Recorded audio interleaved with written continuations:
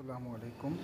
आज का हमारा बायोलॉजी का टॉपिक है 3 structure of DNA, genes and RNA. पहला है हमारा स्ट्रक्चर ऑफ डीएनए। डीएनए का जो फुल फॉर्म है वो है डीऑक्सी राइबोज न्यूक्लिक एसिड। मतलब ये न्यूक्लिक एसिड का ही मॉलिक्यूल होता है जिसके अंदर शुगर कम होती है, पेंटो शुगर होती है, इसलिए इसे डीऑक्सी राइबोज न्यूक्लिक एसिड कहा जाता है। तो डीएनए डीएनए का जो स्ट्रक्चर है इस स्ट्रक्चर को डबल हेलिक्स मॉडल कहा जाता है। इसे डिस्कवर किया था 2 साइंटिस्ट ने, जिसका नाम था वाटसन एंड क्रिक इन 1953 में। डीएनए की एक खास बात यह है कि it is self replicating complex molecule. इसका मतलब ये है कि अगर डीएनए को बीच से काट दिया जाए, अगर डीएनए को हम बीच से काट दें तो क्या होगा कि ये अपनी दूसरी कॉपी बना लेगा। इसलिए इसको सेल्फ रेप्लिकेटिंग कहा जाता है ना, खुद को डबल कर सकने वाला कॉम्प्लेक्स मॉलिक्यूल। अच्छा, अब जो ये आप स्ट्रक्चर देख रहे हैं, ये है सीढ़ी से गोल सीढ़ियाँ होती हैं, इनको स्टेप्स होते हैं इस तरह के बीच में। ये होते हैं कोडोन्स। क्या होते हैं? कोडोन्स। 4 किस्म के कोडोन से मिलकर ये डीएनए का स्ट्रक्चर बनता है। पहला होता है गुआनाइन और साइटोसिन, एडेनाइन और थायामीन। ये 4 बेसिस होते हैं जिसे कोडोन्स कहा जाता है। ये मिलके डीएनए का स्ट्रक्चर बनाते हैं। जो गुआनाइन होता है उसके साथ साइटोसिन हमेशा मिलता है, कोई और नहीं मिलेगा, और एडेनाइन के साथ थायामीन मिलता है, कोई और नहीं बॉन्ड करेगा। और इनको बॉन्ड करने के लिए इनके बीच में हाइड्रोजन बॉन्डिंग होती है। गुआनाइन और साइटोसिन के बीच में ट्रिपल बॉन्ड होता है, 3 बॉन्ड्स मिलके बनाते हैं। और एडेनाइन और थायामीन के बीच में डबल बॉन्ड होता है, ऐसे 2 हाइड्रोजन बॉन्ड मिलके बनाते हैं। उसके बाद हम आते हैं जीन्स पे। Gene is a segment found in DNA. Gene एक ऐसा हिस्सा होता है जो डीएनए के अंदर पाया जाता है, which is functional and can make protein.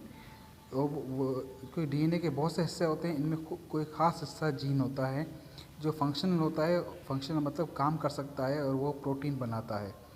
Jeans contain genetic material. Genes के अंदर जेनेटिक मटीरियल होते हैं। जेनेटिक मटीरियल का मतलब है कि ऐसी इन्फॉर्मेशन जिनसे हमारी बॉडी बनती है, ऐसी इन्फॉर्मेशन जो हमें अपने पेरेंट्स से मिलती है, कि हमारे बाल किस तरह होंगे, हमारी आँखें किस पे जाएंगी, हमारे बाल किस पे जाएंगे, हमारा फेस किस पे जाएगा, मदर पे या फादर पे। इस चीज़ की सारी इन्फॉर्मेशन से जेनेटिक मटीरियल कहा जाता है। Gene carries hereditary information. और जिन जेनेटिक मटीरियल के अंदर हेरिडिटरी इन्फॉर्मेशन मतलब मोरूसी मालूमात होती है, कि हमारे ख़ानदान से जो चलती हुई खसूसियात जो हमारे अंदर आती हैं, उन्हें हेरिडिटरी इन्फॉर्मेशन कहा जाता है। कभी कभी ऐसा होता है कि हम ना अपने माँ पे जाते हैं ना बाप पे जाते हैं, बल्कि हम अपने नाना के ख़ानदान में किसी के ऊपर फेस हमारा मैच करता है, या कभी दादा के ख़ानदान में किसी के फेस मैच करता है, क्योंकि ये सारा ख़ानदान की information step by step, generation by generation चलती रहती है। चलते चलते हमारी बॉडी के अंदर आती है, from both mother and father side, and also from the old generation information as well. हमें मदर के साइड से भी इंफॉर्मेशन आती है, फादर के साइड से इंफॉर्मेशन आती है, नहीं तो फिर हमारे पुरानी जनरेशन के अंदर से भी इंफॉर्मेशन आती है। उसके बाद हम आते हैं आरएनए पे।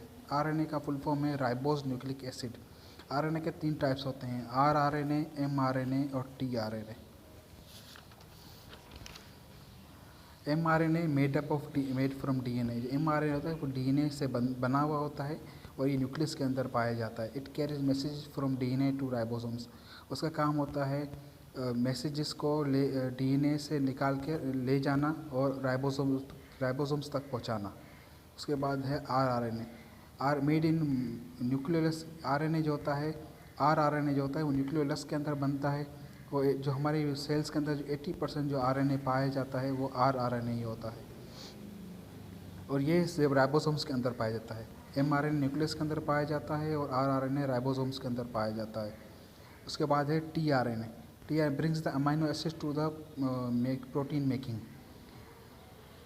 जो आरआरएनए है वो राइबोसोम्स के अंदर होता है, और उसका काम होता है प्रोटीन बनाना। जो टीआरएनए होता है वो उसका काम होता है कि अमाइनो एसिड्स को लेके जाना और बताना, आरआरएनए को बताना कि किस तरह के प्रोटीन्स बनाने हैं। उसके बाद इसलिए जो टीआरएनए होता है उसका काम होता है कि अमीनो एसिड्स को लेके जाए आरआरएनए की तरफ, ताकि वो प्रोटीन बना सके। उसके बाद है डीएनए एंड आरएनए के बीच में क्या डिफरेंस है। DNA is better genetic material for storage. DNA के अंदर जो जेनेटिक मटेरियल होता है वो स्टोर रहता है और कहीं जाता नहीं है। RRNA is better for transmission of genetic information. RRNA का काम होता है इंफॉर्मेशन को ट्रांसफ़र करना। डीएनए जो होता है मोर स्टेबल होता है, आरएनए जो लेस स्टेबल होता है क्योंकि ये सिंगल होता है, सिंगल स्ट्रैंड होता है, और जो डीएनए होता है वो डबल स्ट्रैंड होता है, double stranded, single stranded. It's mainly found in nucleus, in small quantity found in mitochondria and chloroplast. जो डीएनए होता है वो ज़्यादातर न्यूक्लियस में पाया जाता है, थोड़ी थोड़ी क्वांटिटी इसकी माइटोकॉन्ड्रिया और क्लोरोप्लास्ट के अंदर पाई जाती है। और जो आरआरएनए है it's mainly found in cytoplasm, ये ज़्यादा साइटोप्लाज्म के अंदर पाया जाता है, मगर उसकी थोड़ी सी क्वांटिटी न्यूक्लियस के अंदर भी पाई जाती है।